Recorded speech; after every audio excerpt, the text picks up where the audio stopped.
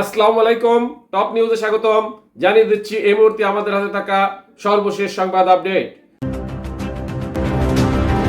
শুরুতেই থাকছে জাতীয় সরকার প্রসঙ্গে নারীদের দাবি ঠিক নয়, মির্জা ফখরুল।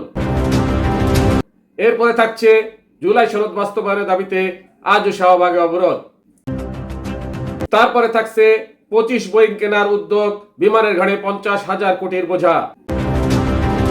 সর্বশেষে থাকছে স্বার্থ বিসর্জন দিয়ে আমেরিকার সঙ্গে কোনো চুক্তি হয়নি, প্রেস সচিব। এতক্ষণ শুনলেন আপডেট সংবাদগুলো শিরোনাম, এবারে বিস্তারিত। জাতীয় সরকার প্রসঙ্গে নারীদের দাবি ঠিক নয়, মির্জা ফখরুল। জাতীয় সরকার গঠন নিয়ে জাতীয় নাগরিক পার্টি এনসিপির আহ্বায়ক নাহিদ ইসলামের সাম্প্রতিক দাবিকে সত্য নয় বলে আখ্যা করেছেন বিএনপির মহাসচিব মির্জা ফখরুল ইসলাম আলমগীর। নাহিদ ইসলাম বৃহস্পতিবার 31 জুলাই নিজের ভেরিফাইড ফেসবুক পোস্টে দাবি করেন, গত বছরের 5 আগস্ট রাতে তারা অন্তর্বর্তী জাতীয় সরকার ও নতুন সংবিধানের প্রস্তাব বিএনপির ভারপ্রাপ্ত চেয়ারম্যান তারেক রহমানকে দেন, কিন্তু তারেক রহমান তা নাকচ করে দেন এবং নাগরিক সমাজের সদস্যদের দিয়ে নির্বাচনকালীন সরকার গঠনের প্রস্তাব দেন। ফেসবুক পোস্টে তিনি আরো জানান, 7 আগস্ট ভোরে মির্জা ফখরুলের বাসায় গিয়ে তারা উপদেষ্টা পরিষদ নিয়ে আলোচনা করেন। এ প্রসঙ্গে জানতে চাইলে বিএনপির মহাসচিব মির্জা ফখরুল ইসলাম আলমগীর বলেন, নাহিদ ইসলাম যে দাবি করেছেন সেটা সঠিক নয়, বললেই তো হবে না। জাতীয় সরকারের ব্যাপারে আমাদের দল থেকে কোনো কথা বলা হয়নি। তারেক রহমান সাহেবের সঙ্গে তাদের কথা হয়েছে কিনা সেটা আমরা জানি না। এর আগে মির্জা ফখরুল বলেন, জাতীয় সরকার তৈরি করার প্রস্তাবটা ছাত্রদের কাছ থেকে আসেনি, অন্য মহল থেকে আসতে পারে, কিন্তু ছাত্রদের কাছ থেকে এই প্রস্তাব আসেনি। নাহিদ ইসলামের পোস্ট এবং বিএনপি মহাসচিবের এই বক্তব্যকে ঘিরে রাজনৈতিক অঙ্গনে নতুন করে আলোচনা ও বিতর্ক তৈরি হয়েছে। জুলাই সনদ বাস্তবায়নের দাবিতে আজও শাহবাগে অবরোধ। জুলাই সনদ ঘোষণা ও বাস্তবায়নের দাবিতে ঝুম বৃষ্টির মধ্যেও শুক্রবার 1 আগস্ট রাজধানী শাহবাগ মোড় অবরোধ করে জুলাই যোদ্ধারা। একই দাবিতে শহীদ পরিবারের সদস্যরাও শাহবাগ মোড়ে অবস্থান নিয়েছেন। এর আগে বৃহস্পতিবার সারা রাত শাহবাগে অবস্থান নিয়ে শুক্রবার সকাল থেকে আবারও সড়ক অবরোধ করে স্লোগান দিতে থাকেন তারা।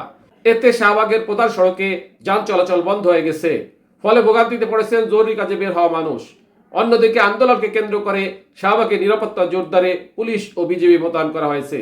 সরজমিনে দেখা যায়, বৃষ্টির মধ্যেও তারা সড়ক অবরোধ করে দাবি আদায়ে স্লোগান দিচ্ছেন। একই সঙ্গে সড়কের চারিদিকে তারা ব্যারিকেড দিয়ে রেখেছেন। এ কারণে ওই এলাকায় যান চলাচল বন্ধ রয়েছে। অবরোধকারীরা জানান, এখনো জুলাই সনদ না হওয়ায় আহত ও শহীদ পরিবারের সদস্যরা বাধ্য হয়েই আন্দোলনে নেমেছেন। বারবার এই দাবি জানানো হলেও কোনো অগ্রগতি হয়নি। এ বিষয়ে শাহবাগ থানার ওসি খালিদ মনসুর বলেন, গতকাল সারা রাত শাহবাগ সড়কে অবস্থান করেছেন অবরোধকারীরা। আজ দুপুর পর্যন্ত তারা সেখানেই অবস্থান করেছেন। বৃষ্টির মধ্যেও তাদের সেখানে অবস্থান করতে দেখা গেছে। 25 বোয়িং কেনার উদ্যোগ, বিমানের ঘাড়ে 50,000 কোটির বোঝা। পাল্টা শুল্ক কমাতে যুক্তরাষ্ট্রের উড়োজাহাজ নির্মাতা প্রতিষ্ঠান বোয়িং থেকে 25টি বিমান কিনবে বাংলাদেশ। জাতীয় পতাকাবাহী সংস্থা বিমান বাংলাদেশ এয়ারলাইন্সের জন্য এই উড়োজাহাজ কেনা হবে। এর মধ্যে কিছু বিমান আগামী 2-1 বছরের মধ্যে পাওয়া যাবে, তবে এই বিষয়ে আনুষ্ঠানিকভাবে কিছু জানে না বিমান। রাষ্ট্রায়ত্ত এই সংস্থাটির জন্য এটি হবে ইতিহাসের সবচেয়ে বড় বিমান ক্রয় পরিকল্পনা। তবে প্রশ্ন উঠেছে, এই বিশাল বহরের ভার কিভাবে বহন করবে বিমান, যে সংস্থা এখনো লাভজনক ধারায় স্থিত নয় এবং যাদের অনেক রুটে ফ্লাইট পূর্ণ হয় না। সরকার বলেছে, নতুন চুক্তি বাংলাদেশের আকাশপথ সম্প্রসারণ এবং আন্তর্জাতিক সংযোগকে আরও গতিশীল করবে, কিন্তু অভ্যন্তরীণ হিসাবপত্র বলেছে ভিন্ন কথা। বিমান বর্তমানে ফ্লাইট পরিচালনায় নানা সীমাবদ্ধতার মধ্যে রয়েছে, লোকসানি রুট বন্ধ করতে পারছে না এবং কর্মী কাঠামো অতিরিক্ত ভারী।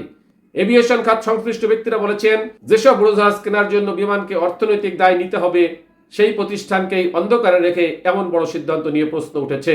খাত সংশ্লিষ্ট ব্যক্তিরা বলেছেন, 25টি নতুন বোয়িং কেনা নিঃসন্দেহে একটি সাহসী উদ্যোগ, কিন্তু সেই সাহস যেন ভারে নুজো এক প্রতিষ্ঠানে পরিণত না হয়। বিমানকে একটি সুসংগঠিত, দক্ষ ও স্বচ্ছ প্রতিষ্ঠান হিসেবে প্রতিষ্ঠিত করা আগে প্রয়োজন ছিল। তা না করে সরাসরি বহর বাড়ানোর পথে হেঁটে সরকার ভবিষ্যতের ঘাড়ে এমন একটি বোঝা চাপিয়ে দিল, যেটি টেনে নেওয়া সহজ নাও হতে পারে, নতুবা সেগুলো থাকবে হ্যাঙ্গারে চুপচাপ ধুলোয় ঢাকা কোটি কোটি টাকার বোঝা হয়ে। স্বার্থ বিসর্জন দিয়ে আমেরিকার সঙ্গে কোনো চুক্তি হয়নি, প্রেস সচিব। দেশের স্বার্থ বিসর্জন দিয়ে আমেরিকার সঙ্গে কোনো চুক্তি হয়নি বলে জানিয়েছেন প্রধান উপদেষ্টার প্রেস সচিব শফিকুল আলম। বাংলাদেশি পণ্যের উপর আমেরিকার পাল্টা শুল্ক হার কমার প্রতিক্রিয়ায় শুক্রবার 1 আগস্ট সকালে রাজধানীর বেইলি রোডের বাসায় এ কথা বলেন তিনি। শফিকুল আলম বলেন, যুক্তরাষ্ট্রের সঙ্গে যেসব চুক্তি হয়েছে সেগুলো আসলে নন ডিসপোজাল। অনেক কিছু জানলেও এখন বলা সম্ভব নয়। তবে বাংলাদেশের স্বার্থ বিসর্জন দিয়ে কোনো চুক্তি করা হয়নি, কোনো সামরিক চুক্তিও হয়নি। সরকারের জন্য এটি একটি সফলতা। নতুন করে শুল্ক আরোপের প্রতিক্রিয়ায় প্রেস সচিব বলেন, 20% শুল্কের সঙ্গে কোনো শর্ত দেয়নি যুক্তরাষ্ট্র। যতটুকু সম্ভব বিষয়গুলোকে সহজীকরণ করা হবে। প্রতিযোগিতামূলক রাষ্ট্রগুলোর সঙ্গে কাছাকাছি শুল্ক থাকায় বাণিজ্যের ক্ষেত্রে পিছিয়ে থাকছি না, পাশাপাশি বাণিজ্য ঝুঁকিও কমে যাচ্ছে। শফিকুল আলম বলেন, যুক্তরাষ্ট্রের সঙ্গে বাণিজ্য ঘাটতিও কমিয়ে আনার বিভিন্ন পদক্ষেপ নেওয়া হয়েছে, তা আরও কমিয়ে আনা হবে। টপ নিউজ এখনকার মতো শেষ করছি। আল্লাহ হাফেজ।